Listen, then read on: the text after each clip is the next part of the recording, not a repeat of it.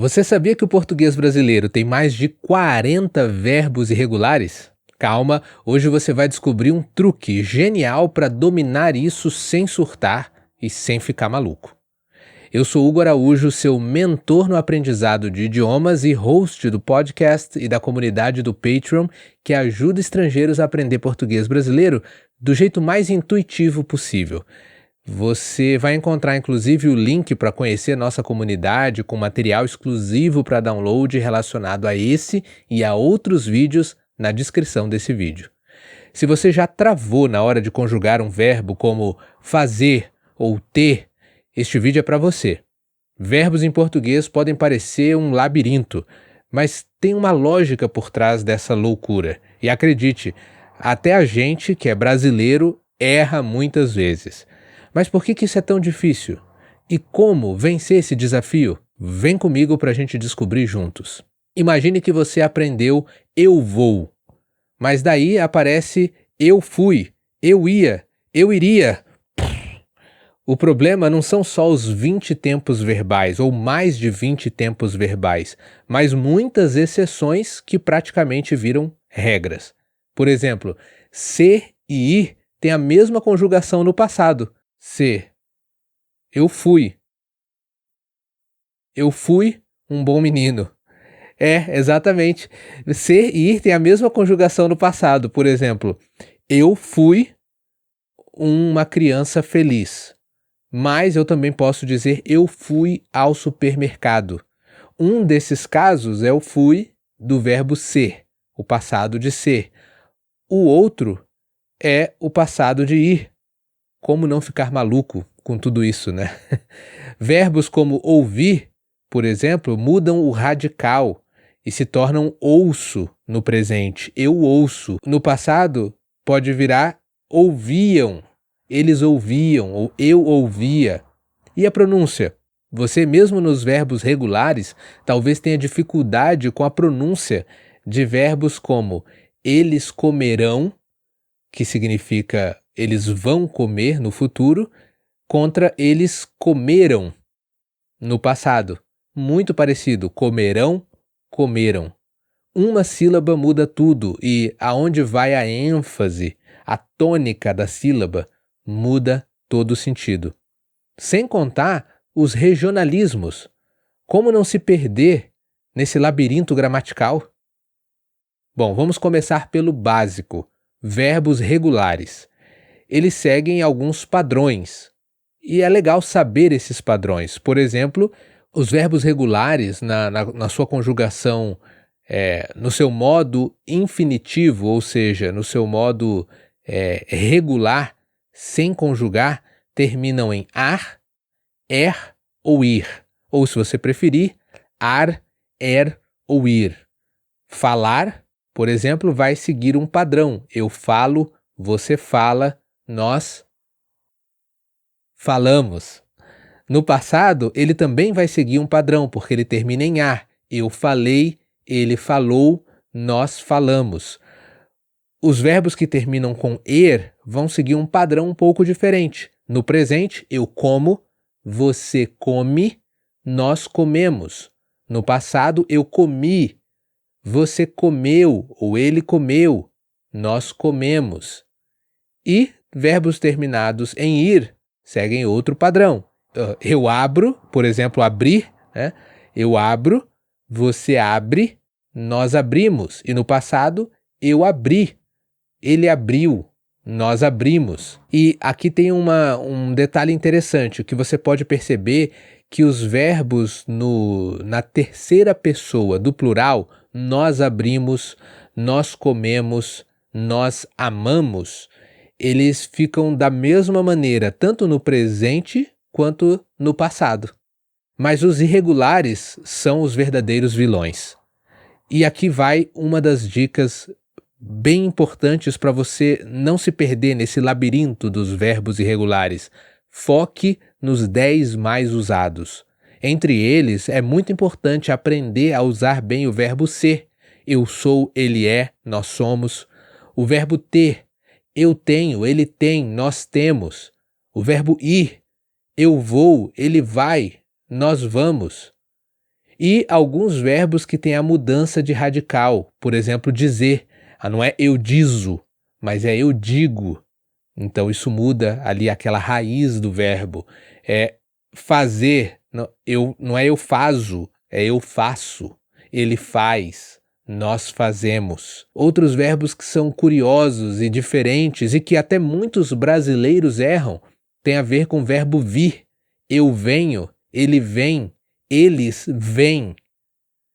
É muito fácil confundir o verbo vir com o verbo ver, de enxergar, e o vir de vir, de chegar. E os tempos compostos?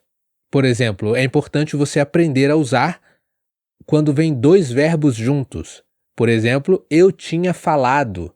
Usa o verbo ter mais a forma particípio do verbo falar. Passado, particípio, falado. Foque nesse padrão. Então, eu tinha falado, eu tinha amado. Por isso é importante você aprender, então, o verbo ter. Muito bem, para você aprender a conjugar essas formas compostas no passado também. Agora, aqui está o segredo dos poliglotas. Vamos às dicas principais. Primeira dica, use músicas. Por exemplo, você pode fazer uma música com as conjugações, para você aprender e memorizar algumas conjugações, com eu vou, você vai, ele vai, e daí você faz uma musiquinha, canta isso, no ritmo, por exemplo, de We Will Rock You. Eu vou, você vai, ele vai. É apenas um exemplo, né? Você pode usar qualquer música que você quiser. Ou cante, por exemplo, músicas que usam esses verbos e foque nisso. Então procure músicas que usem os verbos irregulares e aprenda a cantar essas músicas, se você não quer compor uma versão sua. Segunda dica, associações engraçadas. Eu tenho um exemplo que eu posso usar no aprendizado de um outro idioma, do Hunsrück. Quando eu estava aprendendo Hunsrück, eu fiz uma associação com duas palavrinhas, né? Um sujeito e um verbo que sempre vinham juntos. Era meia marra. Eu sempre ouvia meia marra, nós fazemos. Em Hunsrück, um dialeto alemão falado no Brasil, assunto para outro vídeo. Mas eu sempre fazia essa associação, que no meu ouvido parecia a marca de veículos, a marca de motos, Yamaha, Miyamaha, Miyamaha. Então, eu gravei Miyamaha, parece a motinho Yamaha, e pronto. Daí em diante, isso ficou fácil. Então, se dois verbos, né, ou um sujeito e um verbo, uma conjugação de verbo irregular, parece difícil para você, mas te lembra um som engraçado no seu idioma, use essa associação engraçada para relembrar essa conjugação. E terceira dica, aprenda por contexto. Aprenda esses verbos no contexto. A gente falou aqui de usar músicas para as conjugações, mas ao invés de você apenas decorar tabelas de conjugações, eu vou, ele vai, nós vamos, não. Use frases dentro de contextos. Por exemplo, use a frase, todo dia eu vou ao mercado. Ontem eu já fui, mas amanhã eu irei comprar, entendeu? Coloque dentro de contexto, né? Ontem eu fui no mercado, comprei pão. Hoje não tinha esse pão. Enfim, monte uma frase ou pense em frases que você pode repetir para memorizar a conjugação desses verbos, mas que elas estão inseridas num contexto, numa historinha. Monte uma historinha para você conseguir lembrar esses verbos. Em geral, verbos são como andar de bicicleta. Você pode precisar de rodinhas no início, mas quanto mais você usa a bicicleta, mais você desenvolve o equilíbrio e com o tempo fica mais natural e você nem se preocupa mais.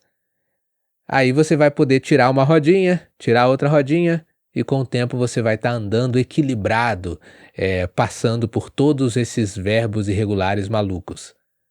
E lembre-se do que já falamos, domine os 10 verbos irregulares mais usados. Não adianta tentar aprender todos.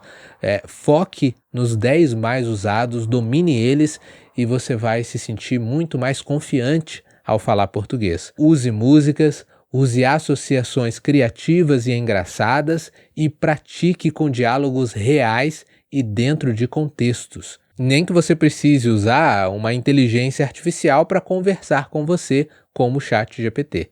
E por último, mas não menos importante, a última dica, mas que é uma das principais: não se cobre demais. Até mesmo brasileiros, pessoas famosas como Neymar e Ronaldo Fenômeno, outras pessoas famosas e brasileiros comuns erram as conjugações no dia a dia. É, quem nunca viu alguém dizer nós vamos, nós vai, nós faz? São erros comuns no dia a dia do brasileiro. O brasileiro é bem liberal e não é muito exigente nesse sentido, então pode ficar bem tranquilo. Agora eu quero saber qual verbo mais te confunde. Conte nos comentários. E se você quiser se aprofundar, clique aqui para assistir mais um vídeo sobre expressões brasileiras que vão te surpreender. Inscreva-se para mais dicas e compartilhe com quem sofre com a conjugação do verbo ser, do verbo estar ou com crises existenciais. Brincadeira. Compartilhe esse vídeo, até a próxima aula e não se esqueça, keep speaking Portuguese.